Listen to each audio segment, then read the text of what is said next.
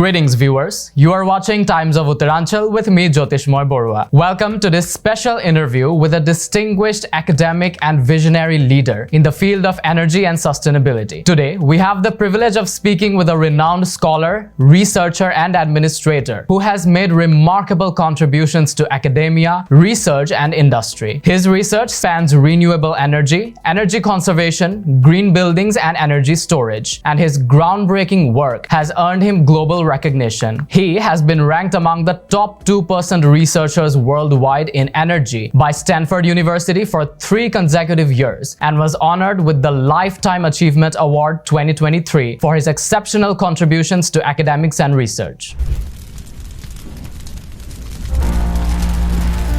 Without further ado, I would like to roll the camera to our guest, Professor Dr. Dharam Buddhi, Vice Chancellor, Uttaranchal University. Sir, thank you so much for your valuable time that you have joined us. Okay, sir. So let's start with the basics. Since you have had your journey in both academics and the research industry, what would you say that inspired you to pursue a career in education and research? And Jyotish, I must thank you for inviting me to your wonderful program, Samvad.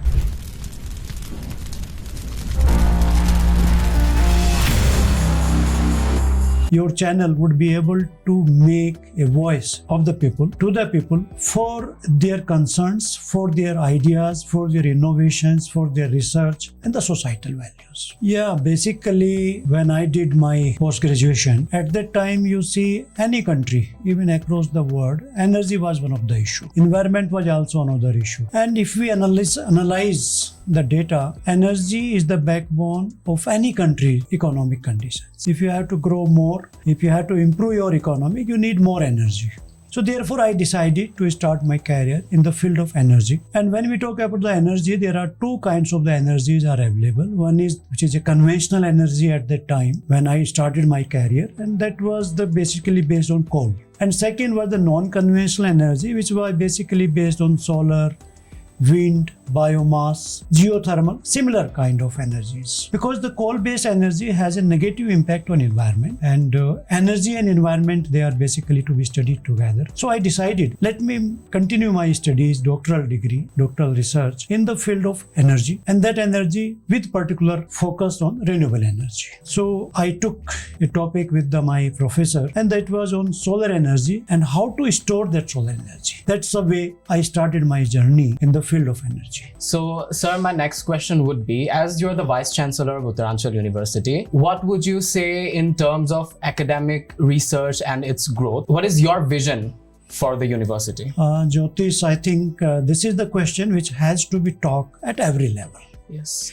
Because when you talk about the academics, and when we, in particular the universities major thrust across the world is to create knowledge and to disseminate knowledge. When I say to create the knowledge, it means that we have to conduct research, we have to focus on innovations. So if a university is not able to conduct the research, in my opinion, I feel their academics cannot be of high quality. When we do the research, when we do the innovations, the academic quality improves, as well as you will be able to know that what the world is doing and where you are. When you talk about the vision and mission of a university, the research, innovation, teaching, and the 4th dimension is basically to go for extension activities. So these are the 4 major dimensions of any university: to do research, innovation, teaching and academics, as well as the extension activities for the welfare of the society. If a university is not able to connect with the society,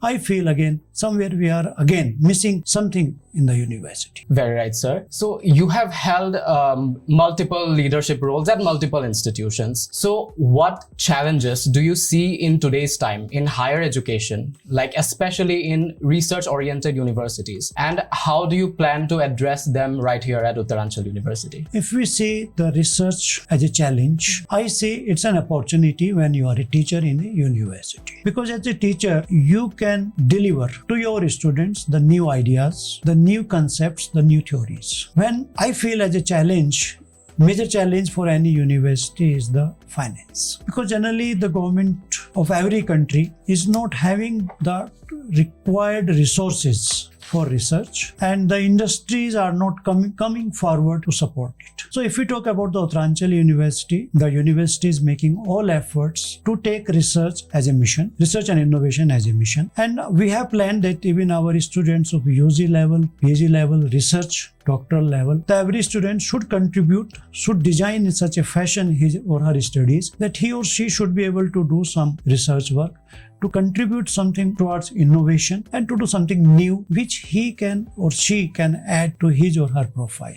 Very right. Every teacher in our university is engaged in research and innovation. I'm happy to share that few of our students have converted their innovation in startups. And I think now we have more than 15 startups. They have been generated inside the university through the students' ideas. And these startups also have got certain funding from different government and private and industry. Very right. So that's very well to know that our own students from our very own university are building up their startups. So on the same note, another question arises, since you have been working in academia and the industry, so how do you see the relationship between theoretical research and practical applications? Jyotish, again, it's a very important question. And you see on most of the platforms it is being taught. When we talk about the academic and industry relationship, collaborations, at every platform it is being taught. But the question is, what is the outcome?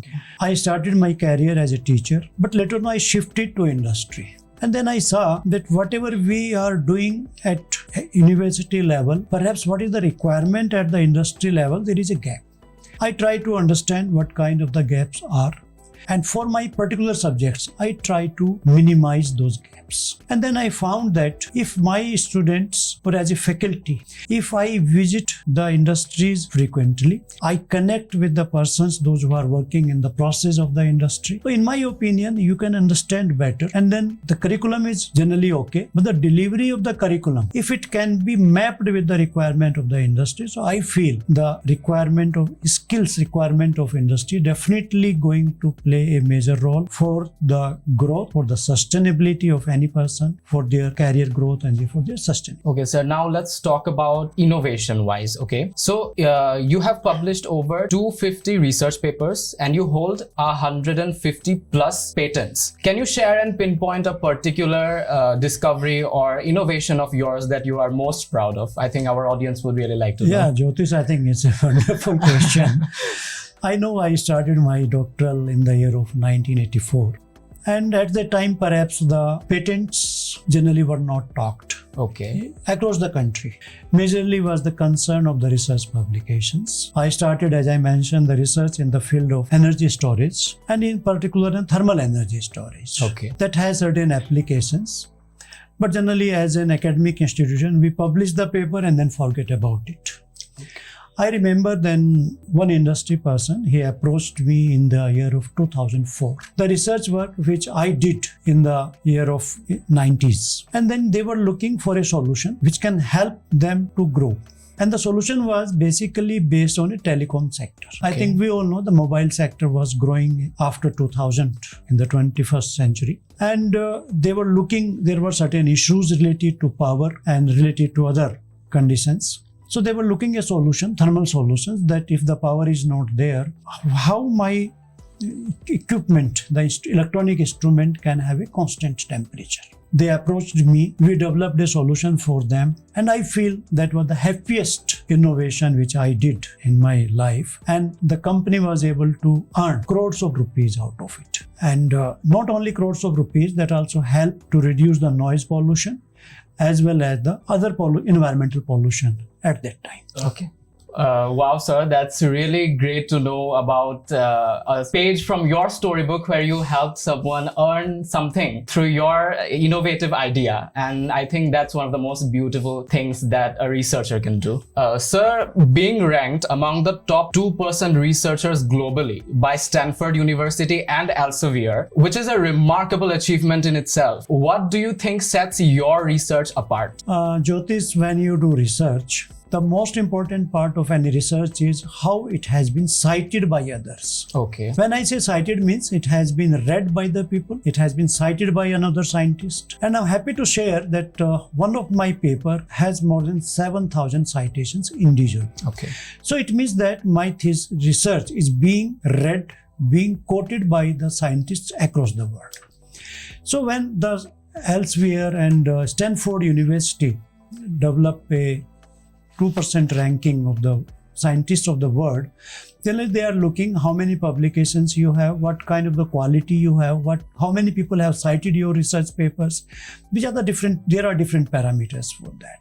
So when they compare, perhaps they found that my research work fit under 2% scientists of the world, and they have quoted it. Okay, sir, that's very well to know. You have also worked on international collaborations as well. I can remember the Indo-Australia collaboration on thermal energy storage project. So would you like to share something about that story? And also another question is that how important global perspective is in the field of conservation energy research? Yeah, Jyotish, actually, when you talk about the international collaborations, yes, I feel any researcher, any professor must have a collaboration with other universities across the globe. I got an opportunity to have a project from Australian government and from Indian government, and that is called Indo-Australia project. I am coordinating as an Indian counterpart of that. Okay. The project is basically based on thermal energy storage, product based on drying.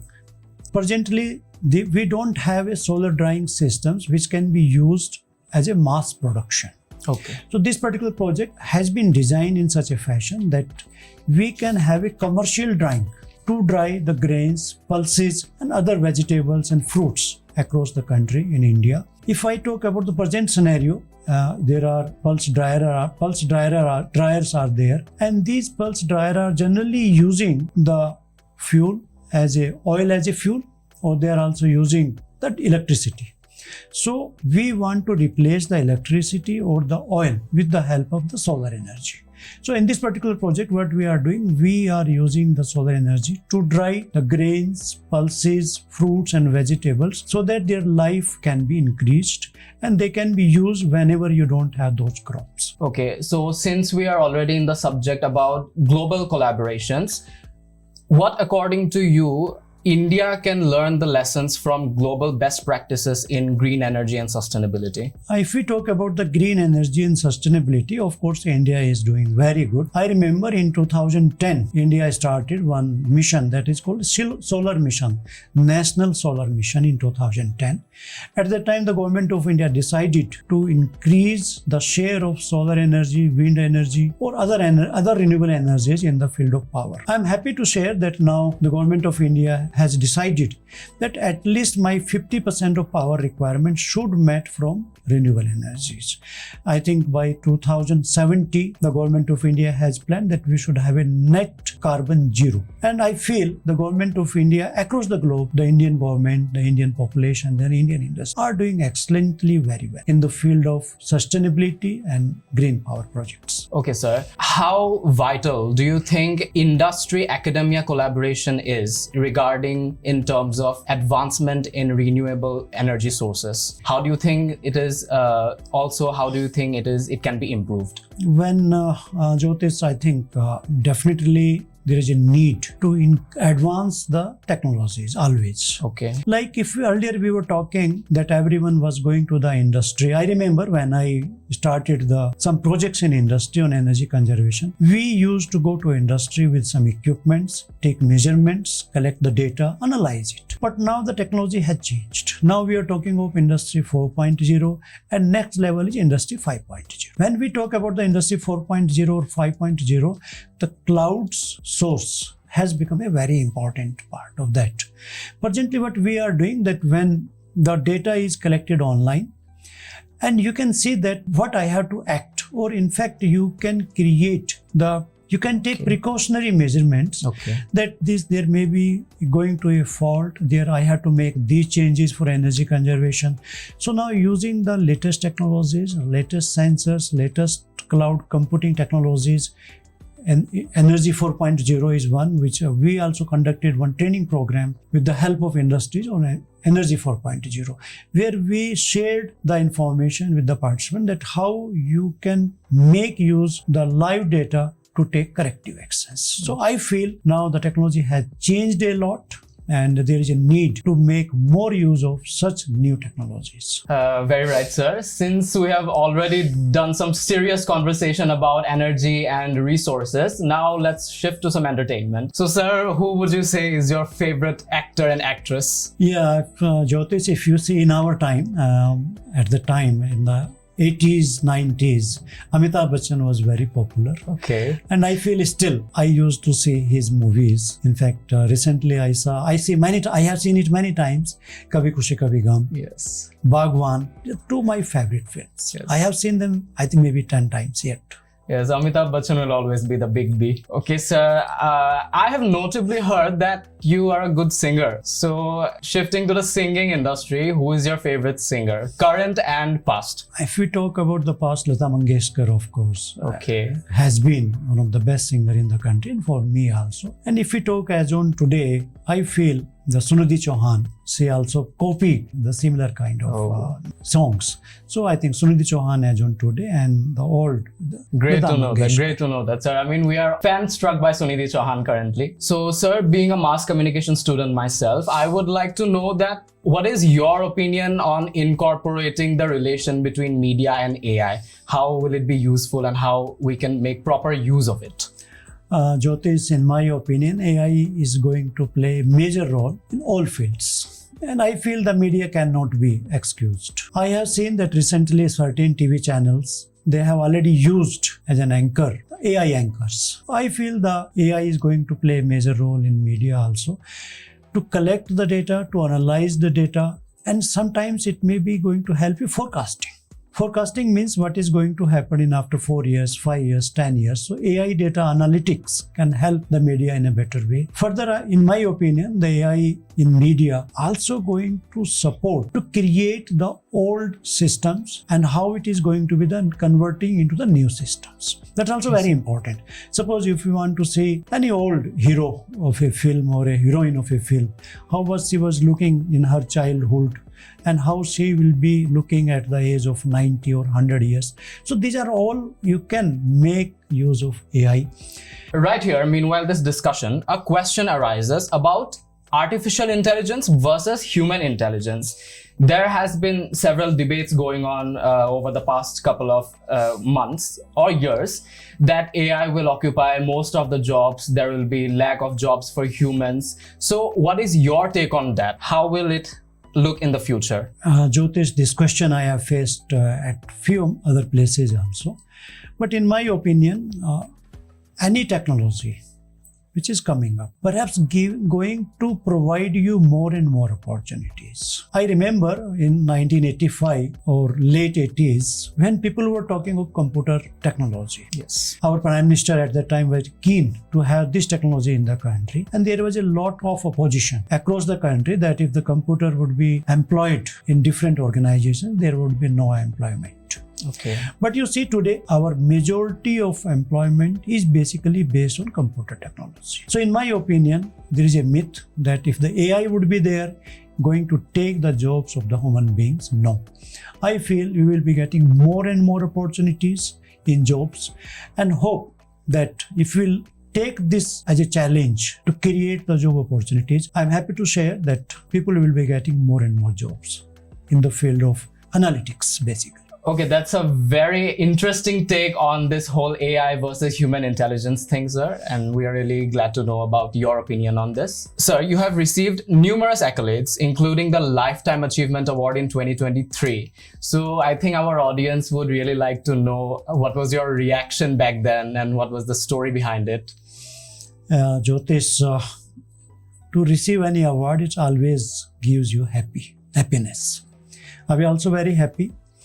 And I feel when you do some task seriously, when you do research or any kind of task, sincerity, so you will be appreciated by the society. I feel so. When I got this award, Lifetime Achievement Award in the field of research and innovation, I was really very happy. And I dedicated it to my teachers who made me basically to get it to. I think I dedicate it to my teachers who basically taught me how you can work with full sincerity and seriousness. And I suggest to all my youths that whatever you do it with full commitment, dedication. And if you cannot do that, you cannot expect that society will be going to acknowledge your efforts. Okay, sir. Now, looking back at your journey from being an IIT Delhi alumnus to what position you hold now, what are some of the key moments in your life that shaped your career? Jyotish, actually, you have asked a very good question about my journey. I started this research and innovation journey in the year of 1984. Okay. And now we are in the year of 2025. It's a journey of 40 years. And in these 40 years, I feel I have taken a lot of experience from my students, from my teachers, senior teachers, from the society. And I feel the things which we should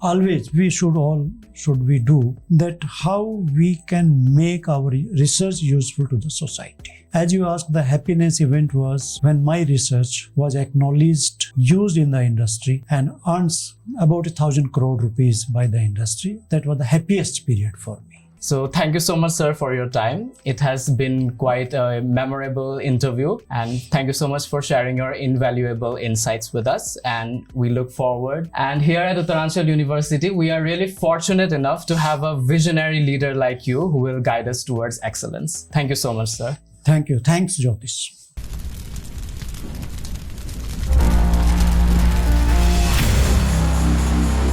With this, we conclude this special interview with Professor Dr. Dharam Buddhi. Stay curious, stay inspired, and keep pushing the boundaries of knowledge. Until then, this is me, Jyotish Borua, signing off.